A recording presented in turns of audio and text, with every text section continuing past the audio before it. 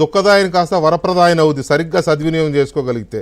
ఆ వరప్రదాయనిగా మార్చే అద్భుతమైన ప్రయత్నాన్ని మీరు ఇరిగేషన్ మినిస్టర్గా ఉన్నప్పుడే చేస్తే ఆ చరిత్రలో ఆ పేరు కూడా మీకే దక్కుతుంది. తర్వాత ఇంకొక విషయానికి వద్దాం. ఏంటి ప్రకాశం బ్యారేజ్ కుట్ర ఏంటండి? మీరు ఇరిగేషన్ మినిస్టర్ కాబట్టి బ్యారేజ్కి సంబంధించిన వ్యవహారం అంతా మీకు తెలిసి ఉండాలి. ఏం జరిగింది అసలు?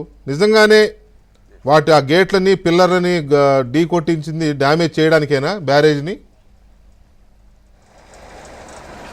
ఎస్, మీరు చెప్పినట్లుగా ప్రకాశం బ్యారేజీ అంటే మనందరికీ ఒక సెంటిమెంట్. ఎందుకంటే ఆ రోజు 1850 సంవత్సరంలో నిర్మాణం జరిగినటువంటి బ్యారేజ్ అది.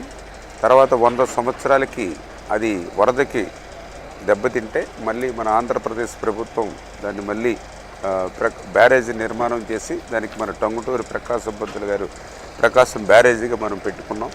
దగ్గర దగ్గర లక్షల ఎకరాలకి లక్షల మంది ప్రజల దాహార్తిని తీర్చి ఆయకట్టుకి అందించేటువంటి బ్యారేజ్ అది ప్రకాశం బ్యారేజ్. దగ్గర దగ్గర 5-6 జిల్లాలు ప్రకాశం బ్యారేజ్ మీద ఆధారపడి ఉన్నాయి. అంటే నేను ఎందుకు చెప్తున్నానంటే అట్లాంటి 5-6 జిల్లాలకు వరప్రసాదినటువంటి ప్రకాశం బ్యారేజీని కూడా డ్యామేజ్ చేసి ఎటువంటి కుట్ర అయితే జరిగిందనేటువంటి అనుమానాలు అయితే కలుగుతూ ఉన్నాయి. ఎందుకంటే దానికి కూడా రీజన్స్ కూడా కనిపిస్తూ ఉన్నాయి. ఏదైతే మొన్న కొట్టుకొచ్చినటువంటి పడవలు ఏవైతే ఉన్నాయో అది ఏదో ఒక పడవో 2 పడవలో వస్తే ఏదో యాదృచ్ఛికంగా వచ్చిందేమో అనుకుంటాం. 5 పడవలు ఒక్కసారిగా రావడం, అది కూడా అర్ధరాత్రి నుంచి తెల్లవారుజామున మిడ్-నైట్ అప్పుడు రావడం. మూడవది ఏదైతే ఇప్పుడు దర్యాప్తులో వెలుగులోకి వస్తున్న అంశాలు చూస్తూ ఉంటే అందులో 5 పడవల్లో 3 పడవలు ఒకే యజమాని కావడం. ఆ యజమాని ఎవరైతే ఉన్నారో ఆ పడవలకి ఏదైతే వైఎస్ఆర్సీపీకి సంబంధించిన కలర్సు, ఎందుకంటే ఆ రోజు గతంలో ఎవరైతే అక్కడ ఉన్నటువంటి ఎంపీ ఎక్స్ఎంపీ ఇప్పుడు ఉన్నటువంటి ఎక్స్ఎంపీ సురేష్, నందిగం సురేష్ గారు ఎవరైతే ఉన్నారో వాళ్ళు అనుచరుడిగా వాళ్ళు ఏదైతే అక్రమంగా ఆ రోజు ఇసుక, ఎందుకంటే ఆ రోజు డ్రెడ్జింగ్ చేయడానికి పర్మిషన్ లేదు, కానీ అక్రమంగా వైఎస్ఆర్సీపీ పార్టీ వాళ్ళ యొక్క అనుచర ఘనంగా వీళ్ళు యథేచ్ఛగా ఇసుక, ఎందుకంటే ఒక్కొక్క పడవ 4 లారీలు పైబడి ఇసుకని ఆ రోజు డంప్ చేసేవారని, ఆ రకంగా అటువంటి ఏదైతే ఆ బోట్స్ ఏవైతే ఉన్నాయో 3 బోట్స్ అంటే జనరల్గా ఒక్కొక్కటి 40 లక్షల నుంచి 50 లక్షలు ఉంటుంది. అంటే 3 బోట్లు ఒకరివే, అంటే దగ్గర 1,50,00,000 విలువ చేసేటువంటి బోట్స్ని అంత సింపుల్గా, ఎందుకంటే అక్కడ అందరూ కూడా చెప్తూ ఉన్నారు ఎవరైనా సరే బోట్ని లంగర్ వేసి జాగ్రత్త పెట్టుకుంటారు, ఏ బోటుకు ఆ బోటే లంగర్ వేస్తారు. కానీ ఈ 3 బోట్లకి లంగర్స్ లేవు. లంగర్స్ లేకుండా ఓన్లీ ప్లాస్టిక్ తాడుతో 3 బోట్లు కూడా ఒకే ప్లాస్టిక్ తాడుతో ఏదైతే కట్టారని చెప్తున్నటువంటి పరిస్థితి. దీనికంటే మేజర్గా అంతకుముందు ఈ బోట్స్ అటు గుంటూరు జిల్లా వైపు ఉంటే ఈ ఫ్లడ్ రావడానికి ముందే వాటి నుంచి గొల్లప్రోలు వైపు తీసుకొచ్చి పెట్టారని చెప్పేసి కూడా ఏదైతే దర్యాప్తులో కూడా తెలుస్తున్నటువంటి వాస్తవాలు.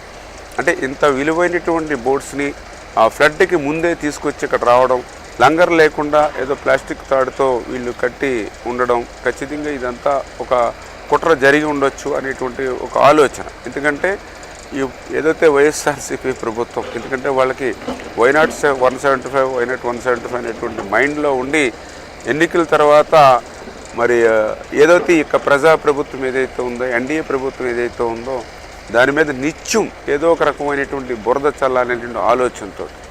ఎందుకంటే వాళ్ళకి కూడా గతంలో ఇటువంటి చరిత్ర ఉంది. ఎందుకంటే మాకు కూడా ఇటువంటి, మాకనే కాదు ఇప్పుడు మాకు కంప్లైంట్ ఇచ్చింది కూడా రైతులు, రైతు సంఘాలు, వాళ్ళు కూడా మాకు చెప్తూ ఉన్నారు ఖచ్చితంగా ఇందులో కుట్ర దాగా ఉంటుందంటే. అందరిలోనూ అభిప్రాయం ఉంది. రైతులు, రైతు సంఘాల్లో కూడా ఎందుకు అభిప్రాయం వస్తుందంటే వీళ్ళు దేనికైనా సమర్థులు. ఎందుకంటే ఆ రైతులకు తెలుసు గతంలో ఎవరైతే ఇప్పుడు నేను చెప్పినటువంటి పేర్లు ఎవరైతే ఉన్నాయో మరి వీళ్ళందరూ కూడా ఇక్కడ అమరావతి మీద విషం చిమ్మడానికి అక్కడ రైతులు పండించే తోటలను కూడా తగలబెట్టినటువంటి చరిత్ర ఉన్నటువంటి వాళ్ళు. అంచేత కుర్చీ కోసం, అధికారం కోసం, దేనికైనా, ఎందుకంటే సొంత బాబాయినే గొట్టల పోటీకి వేసినటువంటి వాళ్ళు. అంచేత వీళ్ళు దేనికైనటువంటి సిద్ధంగా అటువంటి మనస్తత్వం ఉన్నటువంటి వాళ్ళు కాదు కదా. ఇప్పుడు ఒక డ్యామ్ని డ్యామేజ్ చేయాలనుకున్నారు, బ్యారేజ్నే డ్యామేజ్ చేయాలనుకున్నారు అనే స్థాయిలో అది నిజంగా ఊహించుకుంటేనే ఇంత భయంకరంగా ఉంటుందా అని. ఒకవేళ అది నిజమైతే ఆ కుట్రే కనుక ప్లాన్ చేసి ఉంటే అది ఊహించుకుంటేనే భయం. బెజవాడ ఏమైపోతుంది అది జరిగితే అనే ఆ ఊహ నిజంగా బెజవాడ వాసులు వణికిపోవాల్సిన అంశం అది. ఈ ప్రకాశం బ్యారేజ్ మీద ఇలాంటి కుట్ర జరిగింది అది కనుక ప్రూవ్ అయితే అది సక్సెస్ అయితే ఏంటి పరిస్థితి? ప్రకాశం బ్యారేజ్ పరిస్థితి? మీరు చెప్పింది 100%. ఎందుకంటే నేను కూడా మొన్న స్వయంగా బ్యారేజ్ని ఢీకొన్న తర్వాత రోజు వెళ్ళి చూసా. అది కూడా దగ్గర ఇప్పుడు ఒక్కొక్కటి కూడా చాలా వెయిటేజ్ 40-50 టన్నులు వెయిటేజ్ పైబడే ఉంటుంది ఒక్కొక్కటి. అటువంటివి ఆ ప్రవాహంలో చాలా స్పీడ్గా వచ్చి అందులోనూ కూడా కౌంటర్ వెయిట్ అంటే చాలా బలంగా ఉంటుంది. 17 టన్నులు ఒక్కొక్కటి కౌంటర్ వెయిట్. ఆ కౌంటర్ వెయిటే బ్రేక్ అయిపోయినాయి అంటే ఎంత బలంగా వచ్చి తాకిందో మీ అందరికీ అర్థమవుతుంది.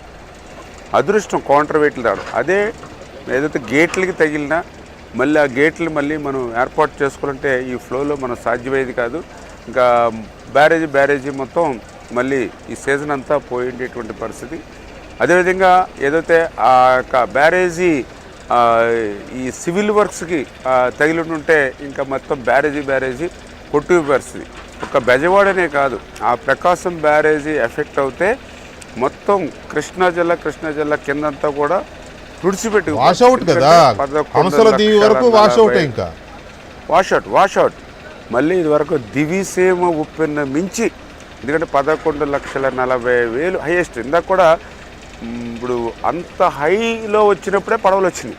అంటే కరెక్ట్గా మ్యాచింగ్ లాగా ఏదో అది ప్రీ ప్లాన్డ్గా వచ్చినటువంటి విధంగా కనపడుతుంది. 11,40,000 హైయెస్ట్ క్యూసెక్కుల నీరు వచ్చినటువంటి సమయంలో అది కనుక బ్యారేజీ ఎఫెక్ట్ అవుతే మొత్తం కృష్ణా జిల్లా దగ్గర నుంచి గుంటూరు, బాపట్ల ఇట్లా ఏదైతే దానికి అటాచ్మెంట్ జిల్లాస్ ఏవైతే ఉన్నాయో అవన్నీ కూడా బంగాళాఖాతంలో కలిసిపోయేటువంటి అసలు దుస్థితి ఉంది. అది ఊహించుకోవడాకే ఈ ఎన్డీఏ ప్రభుత్వం కానీ ఊహకే మనకి అంటే ఒక రకమైన వణుకు వస్తుంది.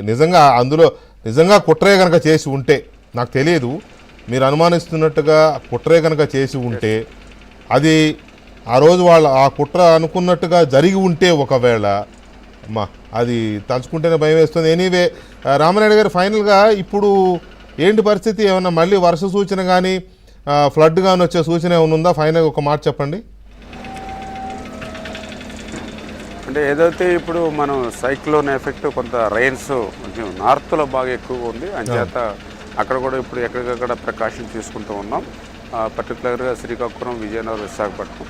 అదేవిధంగా నిన్న గోదావరికి సంబంధించి మొన్న 2 days బ్యాక్ 9 లక్షల క్యూసెక్లు ఉండి ఈవేళ 4 lakhs ప్లస్ వచ్చింది.